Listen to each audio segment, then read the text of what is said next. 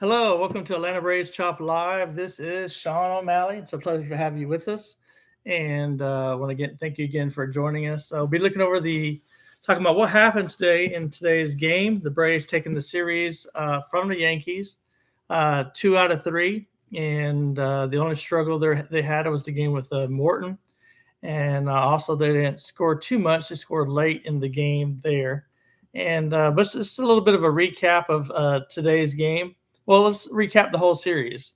And so if we go back to, let's see, we go back to Friday's game, and they look really good on Friday.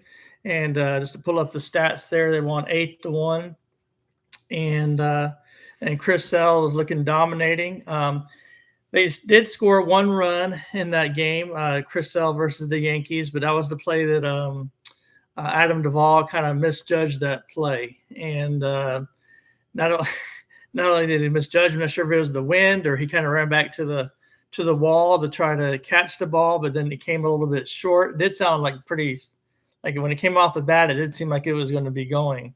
That's what the announcer mentioned. One of the announcers on TV on Valley Sports South, I think it was Brandon or CJ.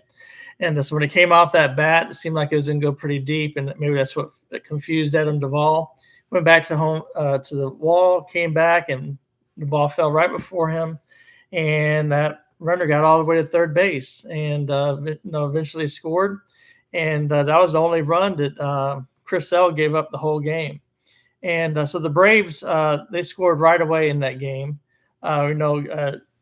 Jared Kelenic is doing very well. I think they said he's batting .333 in the leadoff spot there, and he's bringing his average up. The first game he had 2 hits, and he scored a run. He had an RBI, and he did walk. He still has some strikeouts, but don't all the players do. We see here pretty consistently through the Braves lineup, you're generally going to have people striking out 1 or 2 times a game, generally speaking. But they beat Rodon that game, and he's a pretty good pitcher, very well compensated. And he had a rough game last time he pitched against the Red Sox, but besides that, he's been doing pretty well.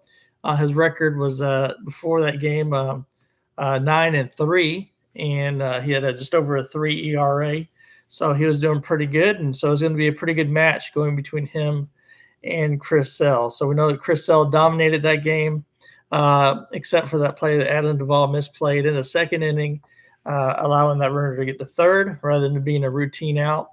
And then that pretty much would have been a shutout in essence if everything went the way it would have. Then after that game, we see that Albies, he had 2 hits to start the series. Azuna, he did get on base, but he didn't have a hit that game. We saw Matt Olson. He had 2 hits, 2 RBIs, but he struck out twice. And then Austin Riley, he had the 2 hits, scored 2 runs. Murphy had 2 hits, and some of these are home runs that are given up. Albies had the home run. Riley had a home run, and Olson had a home run. So you had 3 home runs that first game. And that kind of brings me back to how the Braves were doing.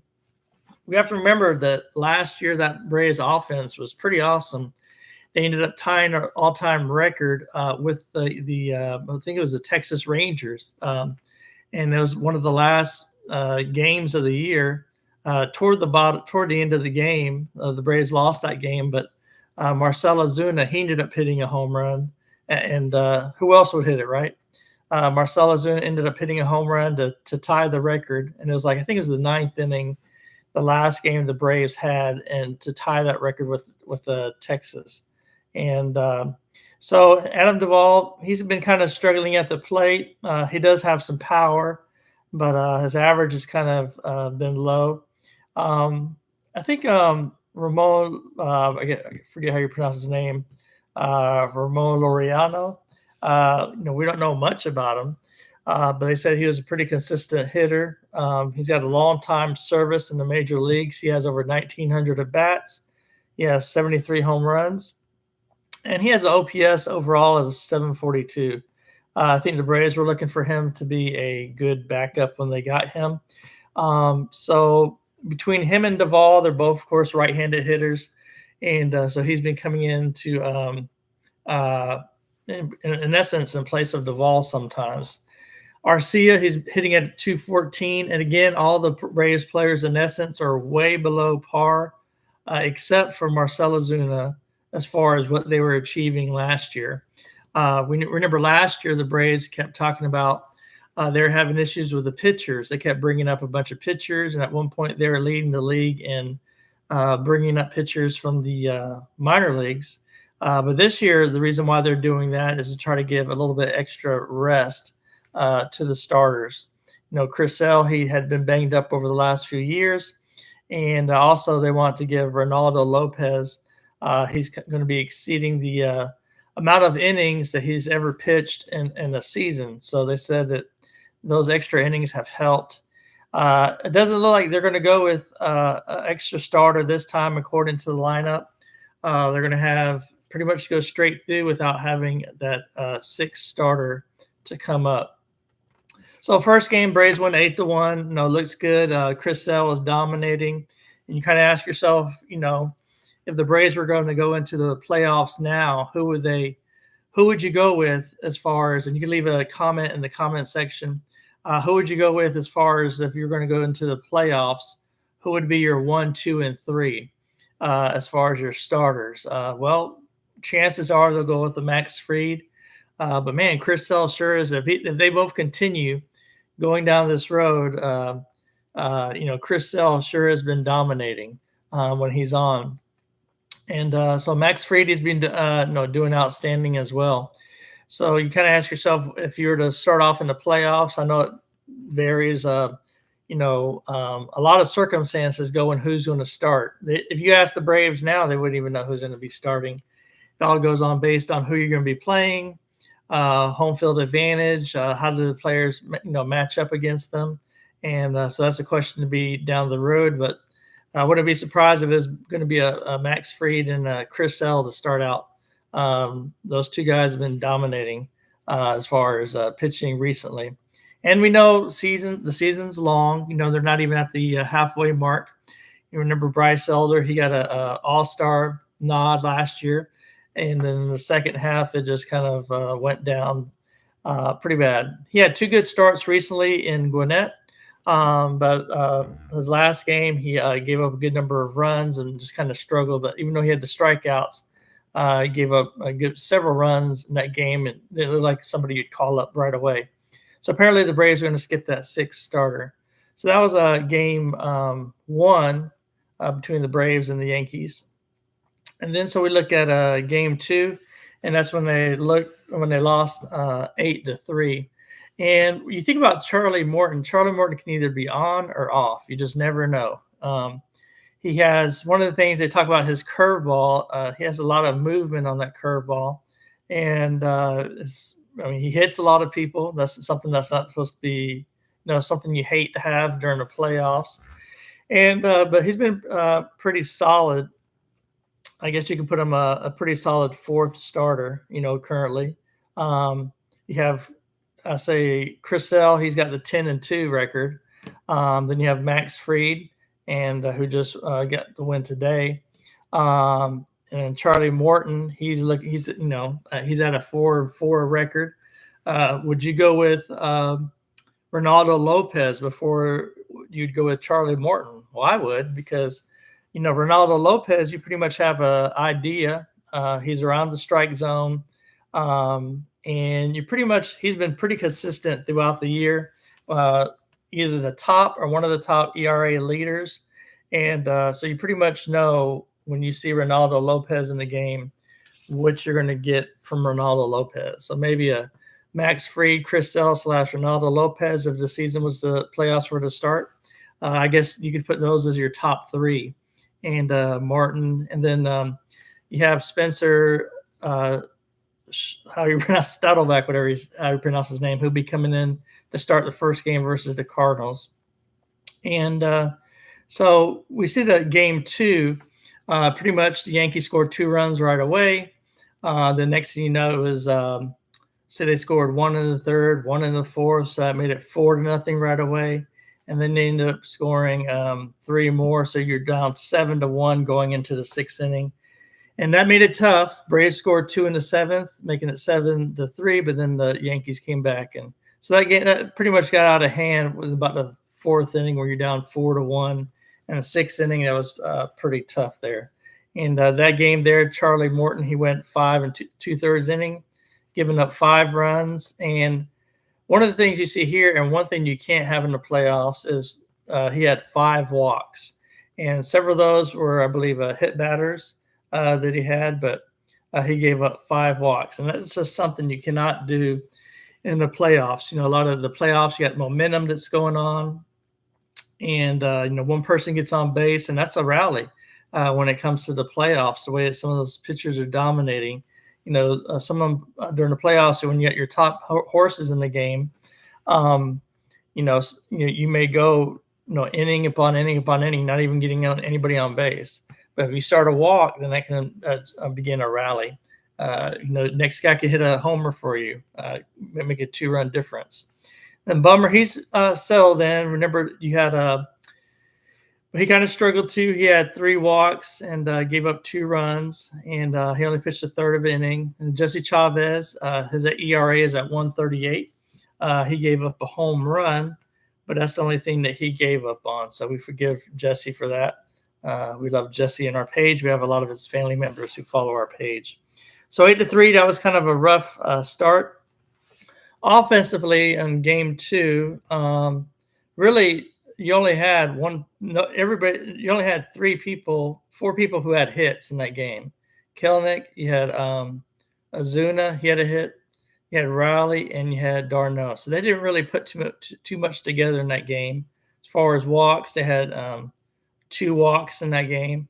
And so the Braves didn't hardly have any offense on there. Thank goodness that Travis hit that 2-run homer to make it 7-3.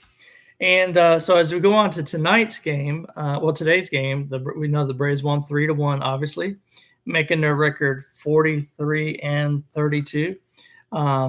So they're 7 games behind the Phillies, and of course they're top of the wild card. It's a pretty big series. One series is the same as another in essence, but when you think about you're going against one of the best teams in baseball, the Yankees, dominating offensive team they have. And I believe one of them, Stanton, I heard a report that he's going to be out for 4 weeks due to hamstring. And so, of course, obviously they're going to miss him. They did make a trade, the Yankees, for J.D. Davis. Yeah, J.D. Davis from the A's. I guess they were trying to work on their offense. It's amazing they're trying to work on their offense with that much hitting as they have. But when it comes down, the Braves won 3-1. And as far as Jared Kelenic, we know that he had the home run early in the game to put the Braves up, and then with runners at second and third, he hit the ball out to the center, to between left field and center field, and they're trying to decide which one of those we're going to get it. And eventually, he hit it deep enough for them to score, and that's always good to see, because we know earlier the Braves had been struggling with runners on scoring position. We saw a game where they were Braves were like 0-9, with runners in scoring position. You think like all we need is a fly ball or a bloop hit or something like that, and you end up going and not scoring. And so that really affects the team, causes the team, of course, to grind even more. And so in today's game, like I said, it was 3-1, so it wasn't like a ton of offense. But you had Jared Kelenic, of course. He was the star as far as offensively. He had the hit and 2 RBIs. Again, he did strike out twice, so we still see him striking out, and that was something that he did as well. But everybody in the Braves lineup struck out at least once today. So they are a power hitting team, obviously. Jared Kelenic struck out twice, Always twice, Azuna once, Olsen once, Murphy twice, Duvall once, Ramon, he struck out once, and Arcia, he struck out once. So everybody in the Braves lineup got a chance to strike out once. But on the good news is, like I say, Kelenic got the hit, Albies got the hit, Azuna. Where would we be without Marcell Azuna? He's got the 2. He had the 2 hits. I ended up last game I went to Miami to go see the Braves versus the Marlins, and it wasn't looking very good. I was going to meet Wiley right after the game, and but it was such a big uh, comeback that it caused a lot of stuff to go on. The Braves are down in the ninth inning. They were down to their last strike. And then what happens? Marcell Ozuna comes up with the last strike, and he goes deep with I think it was a 3-run home run to put the Braves on board. To put the Braves ahead to end up coming back to win that game. That's one of the more exciting games of the year, where the Braves are coming back to beat the Marlins in Miami. And it was pretty neat to have a front row view of that, to see Marcell Ozuna take off. One of the things that we did mistakenly is we were walking back to our vehicles, and a lot of the parking spaces on Miami look very familiar. The garages, they're not really identified very well. And I got to see the team loading onto the bus and getting ready to take off.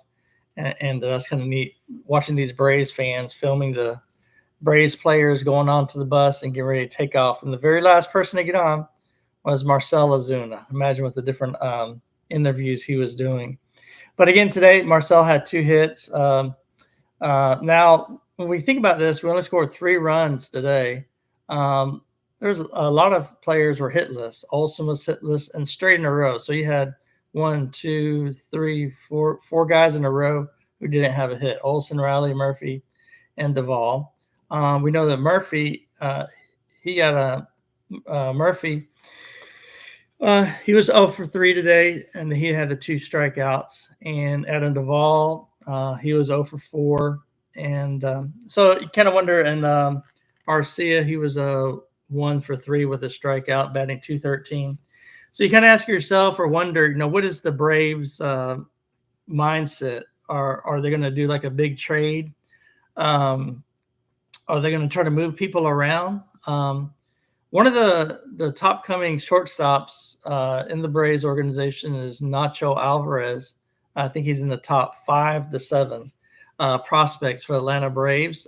He's doing very well. They brought him up to Gwinnett, and I'm not sure if he's quite ready, and I'm not sure of his range or what have you.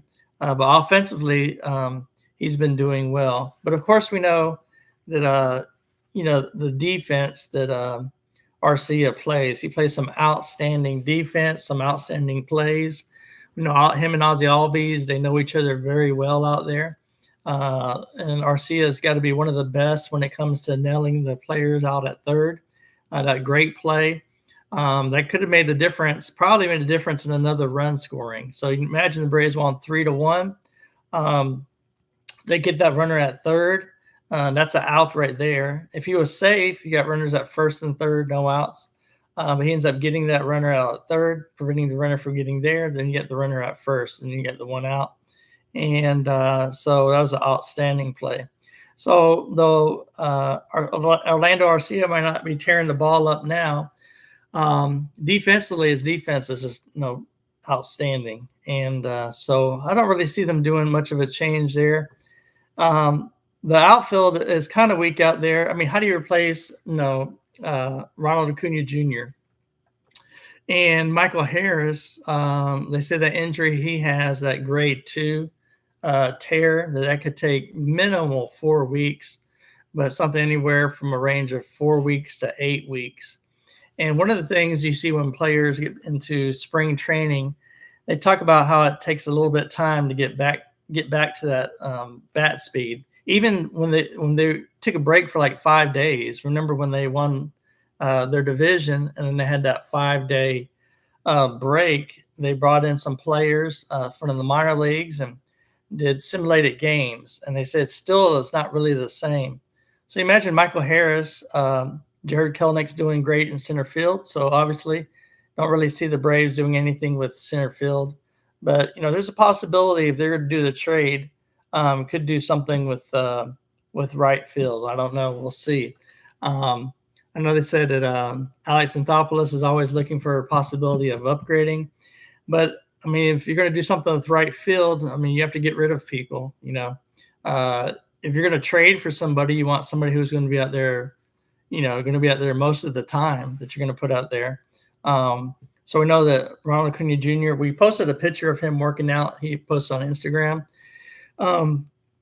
we know you still have that hole in right field, and the production currently we have in right field is generally as you have Duvall out there, and you have Ramon out there, Laureano, and he seemed like he's been doing pretty good. He's been staying on the ball and seemed like he's been doing pretty good out there. And so I don't know. They may let it ride out some more and just see what goes from there. Adam Duvall can get hot. The thing is, he hasn't got hot all year. So what are you going to do? So offensively, they're doing enough to carry the team. The pitchers, the starters are doing great. And so with the final line, Max Fried went 6 innings, gave up 6 hits and had 4 strikeouts. And it seemed like he had a lot more than that, right? Just gave up 1 run. Johnson came in, gave up. He pitched 1 inning, had 1 hit in a K. And Joe Jimenez, he came in and he had 2 strikeouts. And that second strikeout, that was the funniest one, the one that Juan Soto was trying to call timeout at the last minute, and he went ahead and stepped out. Most of the time when you're calling timeout, you get your hand up to the umpire, and you're kind of looking at the pitcher, and then you're letting him decide. Juan Soto said, "No, I'm going to call out time." He walks out, boom, throws an inside strike. Joe Jimenez was pumped up after that. And then Raisel Iglesias, he's doing pretty good this year. Got a 2.51 ERA.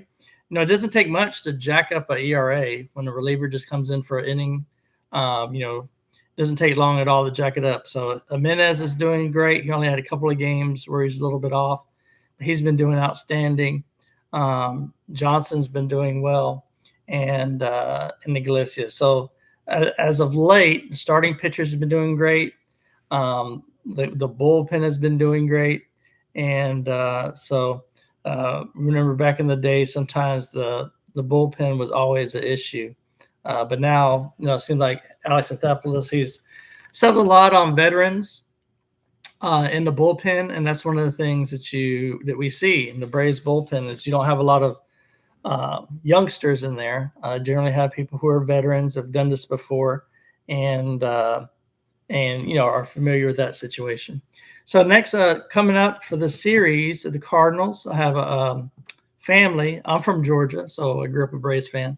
But I have some family that's from St. Louis, so they're big Cardinal fans. So we'll be having fun, kind of making fun of each other, whoever is winning at that point. So they play tomorrow at 7:45. That'll be on Bally Sports South. And there'll be Spencer Swellenbach versus right-handed pitcher Lynn, who has an ERA of 4.08. He's 2-3 right-handed pitcher. And of course, they've never faced Spencer before.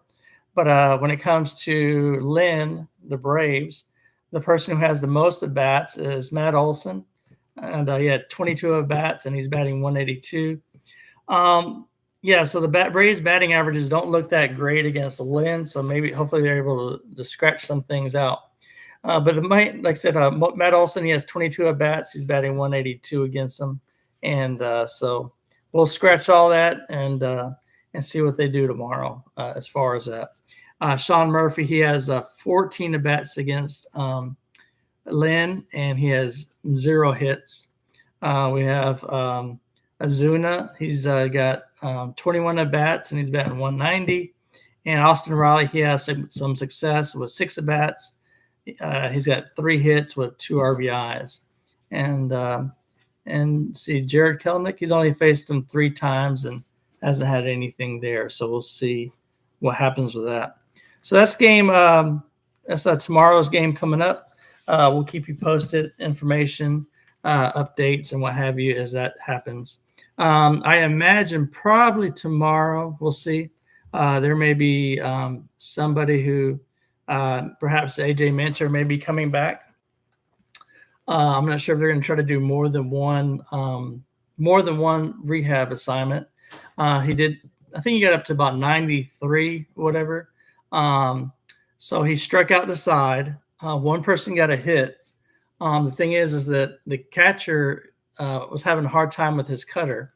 So when the person got a hit, he's throwing his cutter, and the catcher was having a hard time handling it. I'm not sure if he's not used to AJ Minter cutter. So he got to second, same thing, couldn't handle it. He got to third, and then that runners ended up scoring on an error, actually. So A.J. Minter pitched 1 inning, 3 strikeouts, gave up 1 hit, a run scored, but that run was not earned because of the short. I think it was the shortstop ended up making an error, a throwing error, and caused that run to score. So generally, when the Braves, when they make an announcement, they always post everything on Twitter. They generally do it somewhere around 10 o'clock, 11 o'clock in the morning, generally. Sometimes they do it the night before. And obviously, they know about it. And so we'll see if they'll call A.J. Minter up. And the question is, if they do call A.J. Minter up, who are they going to send down? And is it going to be I mean, if you take a look at the Braves roster, as far as their infield, I mean, who would you project that they would send down? Feel free to leave a comment in the comment section. But when you think about the options they have to send down, they might send down Hernandez, Daysville Hernandez, or you have well, we'll see. Like I said, it's hard to predict. So we see you have Dylan Lee as far as the lefty, you have Bummer, and then you have A.J. Minter back there. And you also have Holmes. He was recently called up. So and they believe it's perhaps Hernandez or Holmes possibly could go back. They've both done really well, so we'll see what happens, and we'll keep you posted. I want to thank you so very much for joining us. We're just kind of starting out. I'm trying to do some podcasts on YouTube to keep you updated. We have Facebook, and a little situation about Facebook is Facebook. Been getting flagged for. I think it's by trolls because so we got flagged for like sexual violent content, and actually posted the lineup. And 3 times Facebook flagged us, and we're appealing that because this happened to us before. And it was in December through January. Our page got shut down for 6 weeks. And we had to do appeals because, like I said, we think trolls are going on there sending notifications to Facebook. And it's really a shame. And we work hard to try to give you as much information. And that's why we came up with a page to try to give you as much information on everything when it comes to the interviews before the game, after the game, news reports. Try to have as much content, Braves content in one location. So that way you didn't have to do like how we used to do. We used to have to, I used to get frustrated. Hey, this reporter says one thing and this news anchor says this. And then on Instagram, you find out that. And I was like, let's just try to put everything in one location. And so that's the whole reason why we came up with Atlanta Braves Chop Live. And again, thank you for joining us, and thank you for joining Atlanta Braves Chop Live. Have a wonderful day and chop on.